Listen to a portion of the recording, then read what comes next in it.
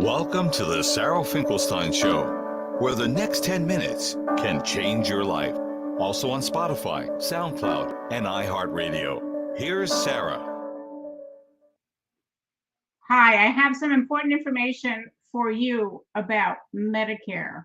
As you may or may not know, we are currently in the period that's called the OEP, the Open Enrollment Period, between January 1 and March 31, is for people that are on a Medicare Advantage plan, have one last opportunity to make a change to a different Medicare Advantage plan.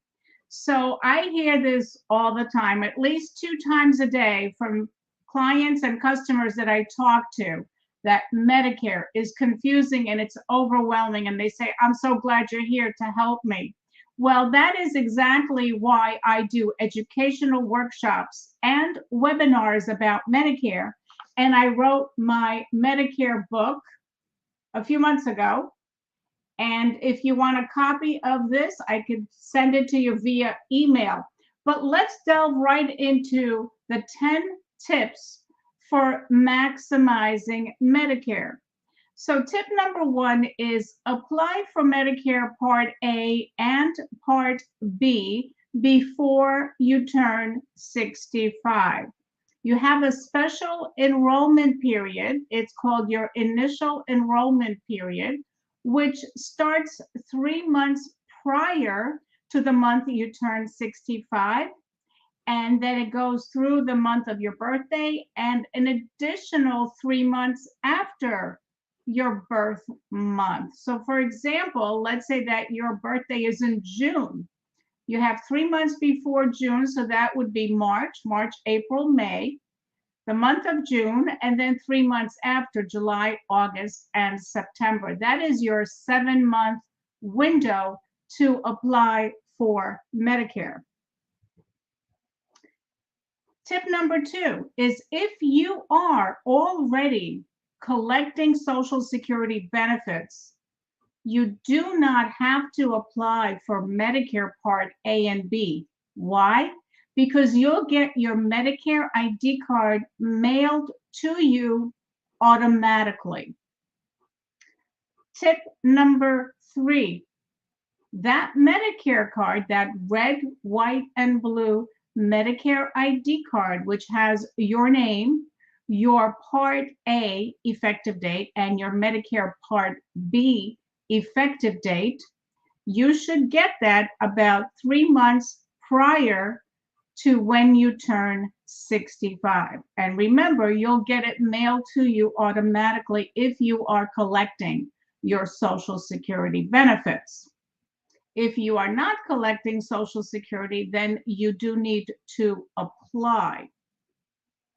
Tip number 4, there are so many different options when it comes to Medicare that it's really important for you to be clear about what your options are, because in some cases, you may not have an opportunity to make a change.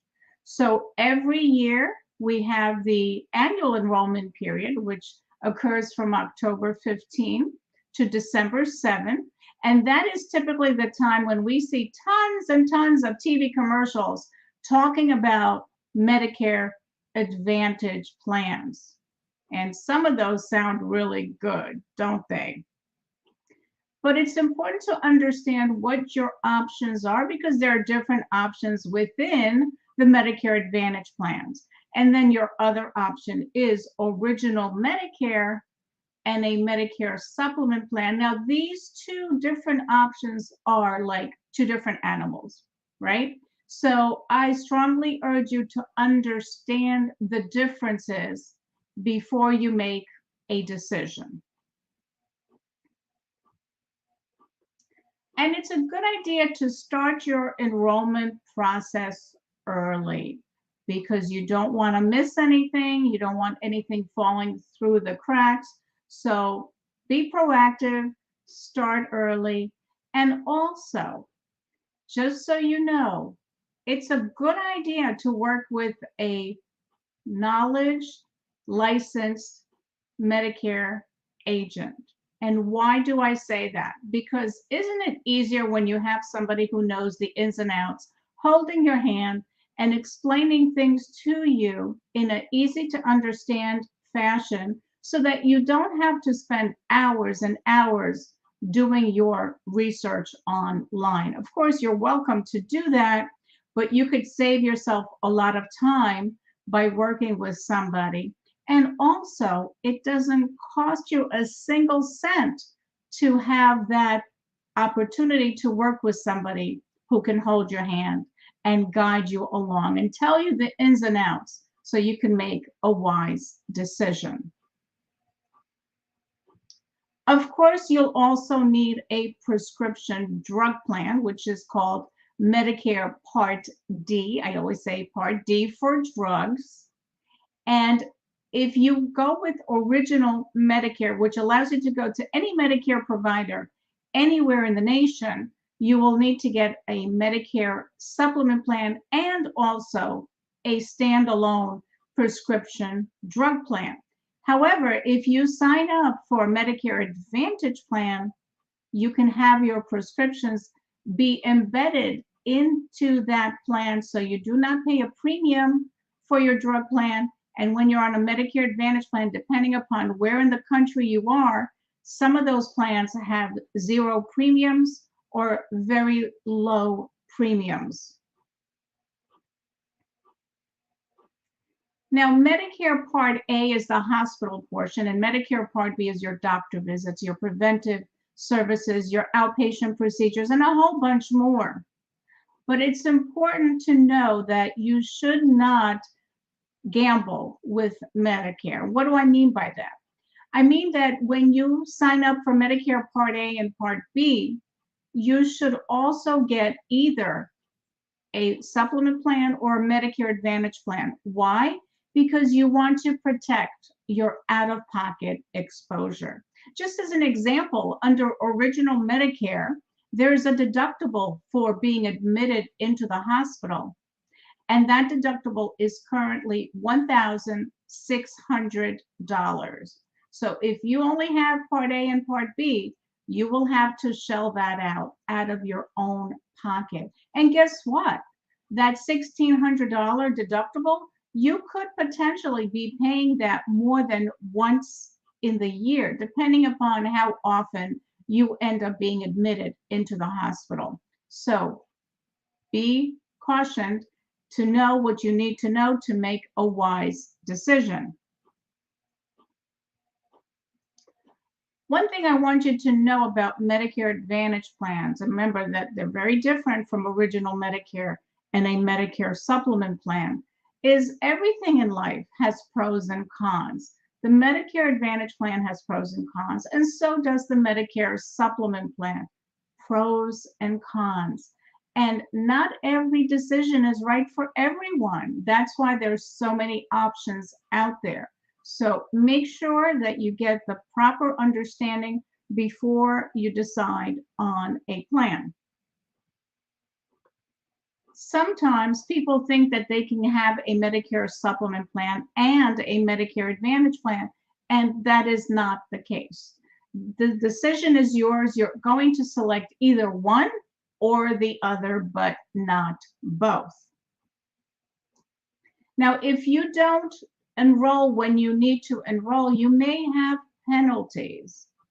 So you need to be aware of what those penalties are. But if you are one of those people that is working and has group health insurance, and you're working beyond age 65, maybe you want to work until age 70, you could stay on your group health insurance as long as your employer has more than 20 employees. But sometimes, it all depends, each situation's different. Sometimes, even in that situation where you can stay on your group health insurance, it sometimes makes sense to go on Medicare. All depends on your particular situation and what you're paying for your premiums for your group health and what your deductibles are and co-pays and all of that stuff. So I work with that on a case-by-case basis, determining what is in your best interest.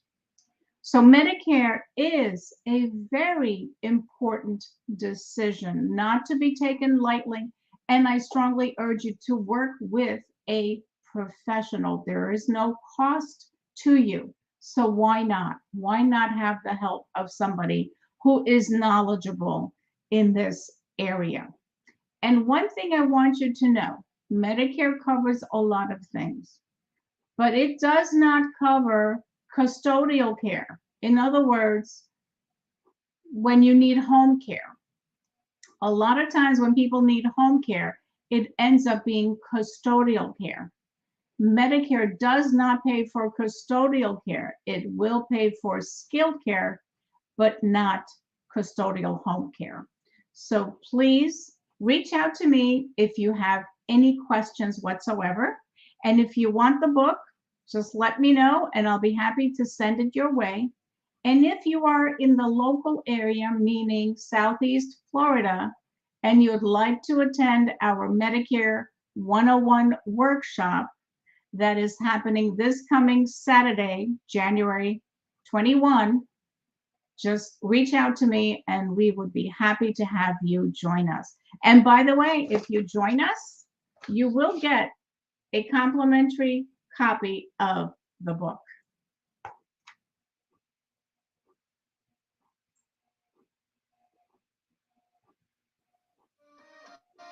Knowledge is power, but only when you implement what you've learned to your own benefit. Tune in next time for even more powerful tips on The Sarah Finkelstein Show.